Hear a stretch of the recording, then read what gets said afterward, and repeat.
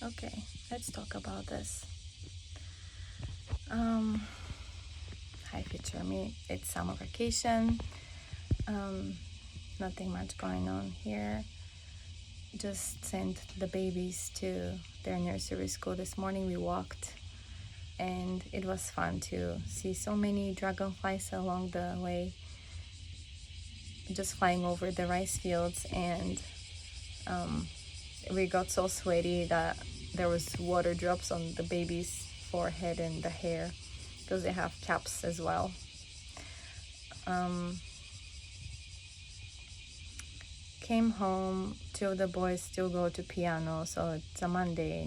They go to piano on Mondays, and the oldest one quit it, so now he's all about um, iPad. That's he got that for his birthday, and he is on that thing all the time. And every time he meets up with friends, he says afterwards how he found this other cool game, and so he's pretty much downloading games all the time and different kinds of games and just play them all the time. So I told them that they should be doing their summer vacation homework and also English homework. So after he came back, I asked him to come downstairs and do English homework with me, and he was not happy. And he saw the homework required. It's level 4th grade elementary school in English, and that particular homework was encouraging children to learn more adjectives and describing words, so you can see more vividly the picture of whatever you're describing an object.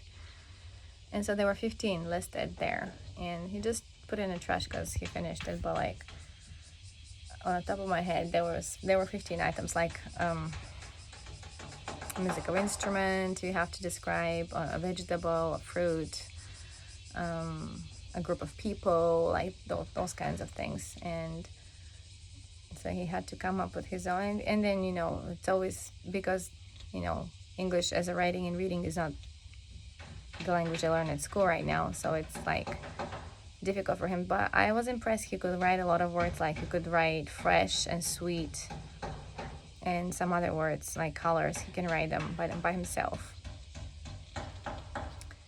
But the choice of words are always like big, small, like those kind of easy words.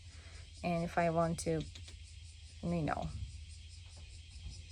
teach him maybe how to write comfortable for a couch or for a piece of furniture, he would be like romping around, like just mopping around and humming and puffing and huffing and puffing. And anyway, so there's a mosquito. Hello, huge mosquito that was eating us all night. Anyways, and so we finished the homework, and he went straight back upstairs. I have to get some more laundry outside to dry and start doing things. I have a big checklist today, but it's many things around the house, and start sorting things out, like clothes and books and toys and things like that, what to do with all that stuff. But it got me to thinking something like, if I were to stay here and see my kids growing up here in this place where it's just this all over me, it's just this. And let me catch this mosquito because it doesn't look friendly. Okay. There's a new housing building there. This is it. And I see how my oldest has friends, and he, spends time with them in the weekends. And summer vacation, I don't know how it's gonna be. Probably getting down, eating breakfast, doing homework, and getting back up on devices. And so it got me to thinking something like, if I want my kids to just die off and be absolute nobody and just be like a working class meager people who don't have much to do in life, or like don't want to be part of anything, or because they're forcefully made to be always in a team here in this country. If I want to do that and I leave them here, I just feel bad. But if they're in a so that's what got me to thinking. In the family, usually in the family unit, how it goes is the father is always working, right? The father is nowhere nearby around at all. Like, I've got to understand that already. Like, the father is doing whatever he wants, whenever he wants, either it's job related or interest related. It's he can do whatever he wants pretty much. Yeah, he has some kind of for example, the father here, he has commitments as to bring the boys to this place, to piano or to whatever. And if it's like something to be done with paperwork for the kids or whatever, yeah, that he does.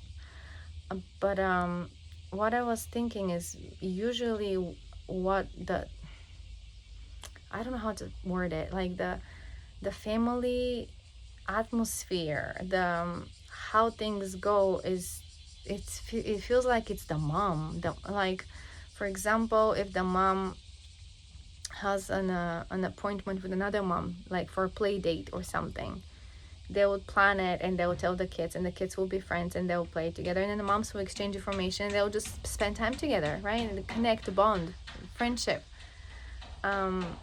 And moms can go together to places with the children, and that's why I always thought, like, I wish my sister would at least I have a sister in this country, but unfortunately she's far away from me. But I always dreamed that our kids go to school together, and then we help each other. Like, we'll clean her house today, and then we'll clean my house tomorrow, or like something like that. And just like help each other and communicate in our language or in English or whatever. And it sets a different type of emotion and different vibe in the house. I'm telling you, it's different. If I have friends who I can go out with together with the kids, like go for a hike, organize like a trip to the beach for the whole day, or just something like that. Everything here discourages me to do anything because it's just very discouraging too. It's too much pressure. It's not my place. I don't know anything here. You have to call people, you have to organize. Even if I want to go to a bone doctor because my knee is killing me, this guy here is killing me. It looks perfectly fine on the outside, but when I walk towards the end of the day, it kills me. And I'm only 41. I need those knees. I really do. And the babies still demand me to hold them and stuff. Anyway, so bottom line, it's a pressure. And so throughout the years, I've tried. In the beginning, I've tried to be active. I've tried to be included. I've tried to include people. I've tried to do things. It's very discouraging. And it's very downhill going. So I eventually just gave up. We used to have like a church a hula lesson class. We because we had a luau, whatever. We used to have lots of things like church activities that we could go and do things even with the kids, and even in those I would go with my kids and I would do, but like it's not like I can sit down and talk to somebody. So ultimately what this country has done to me is this ability of being able to carry a normal conversation with somebody, or just don't want to altogether. It's really sad. And it's disturbing. And then the isolation of the area, there's no other people that are English speakers. Maybe there are a few of them, and what if you don't click with those people? Versus if you just go on the street or in the park somewhere and you just talk to random people. That would be nice and fun. A few times I've talked to people, like random people on the beach park, with people from Peru I've met that work in chicken farms in distant city from here, or some other foreigners, like even some Japanese people when I was pregnant with the babies, or when they were small, I think. I don't remember, but we went to the beach and there was like this couple with the baby, and then she was pregnant again, and like we start talking, and they just ask so many questions about me, but they don't give any information about them. It's just very weird. It's like when you're the different one, they have to know everything about you, but they don't let any information out for themselves about themselves. And so it leaves you empty. It's like you want to talk to people, but you just really, it's really weird feeling. And so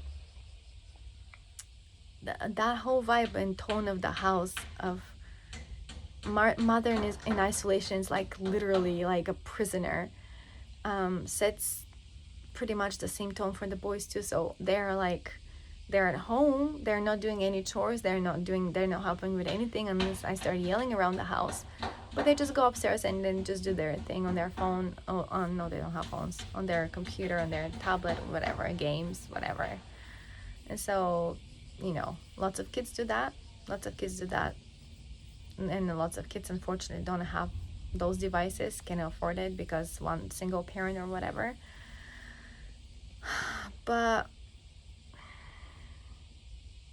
it made me think, the mother in the family has a lot of influence on the others. And when the mom is not happy, when the mom is challenged constantly and it tires her out to the bone, it sets a different type of vibe in the family as well. And so it's really sad, but it's true.